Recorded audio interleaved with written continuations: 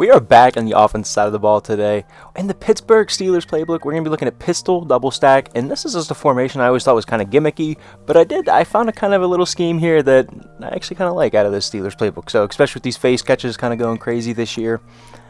We'll match with nickel. Got my man Kenny Pickett back there. We'll back this ball up. But yeah, I always thought this formation was just literally sort of a gimmick formation. I mean, you just look at it, kind of looks goofy, but there's definitely some benefits. I mean, with the stack formation here, very tough to press that back guy. That first guy, like Boykin and Pat Freiermuth, I mean, sure, you can press those guys, but Deontay Johnson and George Pickens, you really can't press those guys. So there's definitely some, and you're spread out. I mean, there's a lot of different benefits to the scheme.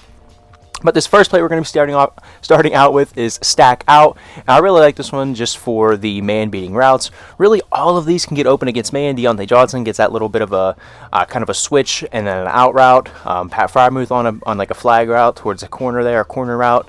Boykin over the middle, and then Pickens with like a inverted whip route here, pretty much. So literally, all these can get open. I mean, you can just see Deontay Johnson, decent man coverage, and again, because you're catching these guys in. You have a goofy alignment here. You can see their defense. I mean, they have two corners where they usually wouldn't have two corners. If the defense is going to base align, that's going to create a lot of easy completions for you guys, just because of your offensive alignment. And of course, there is something else that you can. Well, that's a tough. That was tough there, but the concept is in there. So. Let's get to Deontay Johnson. This is kind of creating like a high-low read as well, trying to put this defender right here that I'm highlighting here in conflict. And you can see he kind of shifted down, he kind of shuffled down to play Deontay. So I threw it up to Pat Freiermuth, but there was a guy over top. But that is kind of the idea, though, creating a high-low again. If you do get zone coverage, not just man beaters, and of course these routes over here, just kind of running across the middle of the field, creating a high-low. In the middle of the field. So pretty simple play of stack out. Literally, you have a 6-man protection. There you can kind of see the DB sort of drifted back and played Pat Freiermuth, take the underneath. Pretty simple, pretty easy play with stack out. I do want to hit this run play here. You have an RPO out of it. And of course, because you are in a balanced formation, you can flip this run and your opponent has no idea. And I mean, really, this is going to be mainly a run here. You're going to get to this whenever you see a light box. And when I say a light box, I actually just did an RPO thing on the channel. So like here, we're going to have like 5 guys kind of in the box that could stop the run. We have five run defenders. That is going to be a green light to run the ball. We only pick up a few. But that would be a green light to run the ball. So you get these here. This would not be a green light to run the ball. Looks like one-on-one coverage outside. But yeah, that's stack out RPO, and then you have a screen, so off the RPO. But the next one is 4 verts, and this is just something that really makes the scheme here. I'm just going to block up my running back. But you want big receivers for this scheme. The bigger the receivers, the better. Harold Carmichael, your tight ends, things like that. Pitts just had a card come out. He would probably be amazing in this scheme.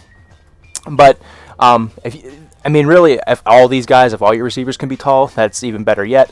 But mainly, like where Deontay Johnson is and George Pickens is, I know they're not the biggest guys out there, but where they would be in your scheme is where you would want to put the taller receivers. If you only had 1 or 2 receivers, those would be the 2 spots. So this does give you face catching opportunities, one-on-one, obviously, and even George Pickens. I mean, he dropped it, but you get those one-on-one opportunities, and then with the inside guys, you kind of get to those like tender areas of the field. No throwing ability sucks, man. I'm so used to having like set feet lead or something now, but of course this would be if you would kind of get something like this. Of course, you're not going to get quarters, but this would be a look. If you would get like a super light box, obviously that's why you have the audible down to the run play. That's why we're not just passing the ball all out there. But I definitely like the 4 verticals. I am just max protecting because it does give you those face catch opportunities along with kind of those inside face catches as well, kind of get the tender area of the zone if you're playing like cover 3. And what's nice about actually is the Deontay Johnson and George Pickens is because they have that little bit of a sort of a shift to go to the little bit of a run to go to the outside. They can kind of fit, and I know Pickens dropped the ball there, but they get into sort of a tender area. See how he kind of takes that angle away. This is open over here. If you have like set feet lead, like this guy's probably in a purple here. He doesn't quite play it, and you can pass lead that to the sidelines, and sometimes you can make a catch on that if you can get it out there quick enough. Another reason why I like those particular 4 vertical plays here.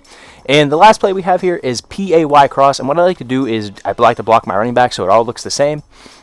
And you can leave George Pickens on a little screen route over there, but I usually like to put him on a slant, or put him on a drag, and you're kind of creating like a high-low read with the crossers in Freiermuth and George Pickens, and then you have Deontay Johnson coming in behind Freiermuth. And of course, like I said, I mean, the more taller receivers you have, the better. Boykin over here, if you have like another big guy, that'd be great to have 4 big guys out there, because then anybody could face catch. You can flip this play, run it the other way with Pat Freiermuth, and everybody can face catch. So, yeah, obviously you run crossers, pretty decent. Can be tough for a user to cover both of those. We'll kind of go into the replay here just to explain, because this is going to eat the computer alive. But I mean, you can just see it's tough with this alignment here. Like I said, with these receivers, man, it gets you a lot of different crazy open looks that you wouldn't even think. I mean, obviously here you throw the ball easy to Pickens, but we kind of wait on Pat Freiermuth to get to this open area of the field. And typically you figure that is where a user would be playing, is somewhere here in the middle of the field, right, trying to take away one of these. But I mean, if you look here, we have 3 routes that are going to be or are over the middle of the field, right? You have one right here, Pickens, Pat Freiermuth, and then you still have your receiver right here coming across here once the user clears out. So pretty decent crosser routes here. Again, I mean, double A gap, that's a look I like to run against a ton. Right, love the run against double A gap. But yeah, these pass plays are stuff that you can go down the field with. You have short stuff. You have answers for man coverage. You're almost always getting a 6-man protection, and also with the running back being behind the quarterback, I feel like I get a little bit better animations than if the running back is like off to the side of the quarterback, or even better animations than if you were in single back or something like that with just pass protection and things like that. So. But overall, I do really like this pistol double stack scheme. I can't believe I'm saying that. But with the face catching opportunities out of 4 verticals, you still get normal pass plays with like PAY cross and stack out that can beat normal coverages. It's not just all gimmick plays with like the face catches and the RPO stuff. So, hope you guys did like this scheme. That is pretty much it out of the Steelers playbook here. If you did enjoy the video, obviously like it, subscribe, whatever you feel you need to do with your life. And yeah. Let me know what it is you want to see next on the channel. And yeah, with that, I hope to catch you next one, I guess. Later.